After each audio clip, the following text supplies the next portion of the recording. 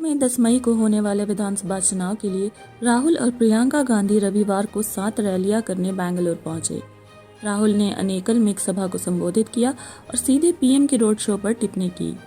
राहुल ने कहा, मोदी जी का रोड शो देखा है ना आपने, खुद गाड़ी पर चलते हैं, बाकी लोग पैदल चलते हैं।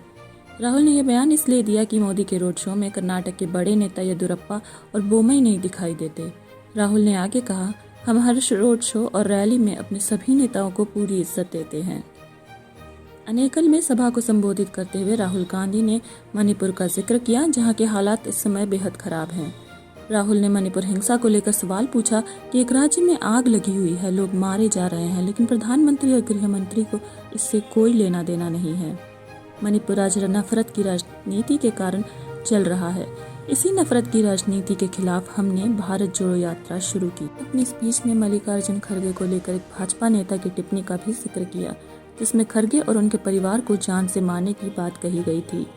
इस पर राहुल ने कहा कि प्रधानमंत्री जी, हमारे एक सीनियर लीडर को जान से मारने की बात कही जाती है, इस पर आप कुछ क्यों नहीं बोलते हैं। कर्नाटक की 40% सरकार वाले पुराने बयान को फिर से राहुल ने दोहराते हुए कहा, जहां भी देखो घोटाला ही घोटाला है। एमएलए का बेटा 8 करोड़ रुपए के साथ पकड़ा जाता है और बीजेपी का एमएलए कहता है कि सीएम की कुर्सी 2500 करोड़ में खरीदी जा सकती है। पिछले 3 साल से बीजेपी की सरकार है और पीएम मोदी को भी कर्नाटक के भ्रष्टाचार के बारे में मालूम ही होगा। आपने कहा था कि डबल इंजन चोरी हुई है, तो मोदी जी आप ही बताइए कि 40% का कौन से इंजन को कितना मिला।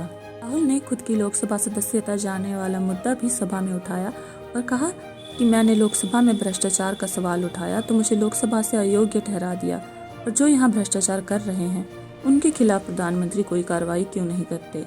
प्रधानमंत्री यहाँ आते हैं और कहते हैं कि कांग्रेस पार्टी ने मेरे ऊपर 91 बार आक्रमण किया। पहले आप ये बताइए कि कर्नाटक भ्रष्टाचार के बारे में आपने क्या किया और जांच पर कितने लोगों को जेल में डाला है। प्रियंका ने पीएम नरेंद्र मोदी से सवाल करते हुए कहा कि अगर कर्नाटक में हिंसा है तो बेरोजगारी की वजह से है, अगर कर्नाटक में हिंसा है तो आपके 40% कमीशन की वजह से है। पहले 4 अलग अलग बैंक थे, कोऑपरेटिव बैंक्स थे, विजया बैंक, सिंडिकेट बैंक और कैनरा बैंक, और अब इस सरकार की वजह से आज सभी का एक बैंक में विलय हो गया है। चोरी की सरकार होगी तो सरकार चोरी ही करेगी। पिछले 3 साल बीजेपी ने कर्नाटक में चोरी का रिकॉर्ड तोड़ दिया। प्रधानमंत्री आते हैं, भाषण करते हैं, मगर भ्रष्टाचार के बारे में एक शब्द नहीं कहते। पहले प्रधानमंत्री कहते थे डबल इंजन सरकार। सवाल यह है कि 40% में से कौन से इंजन को कितना मिला, कर्नाटक के इंजन को कितना पैसा आपका मिला और दिल्ली के इंजन को आपका कितना पैसा मिला। प्रधानमंत्री को जवाब देना चाहिए।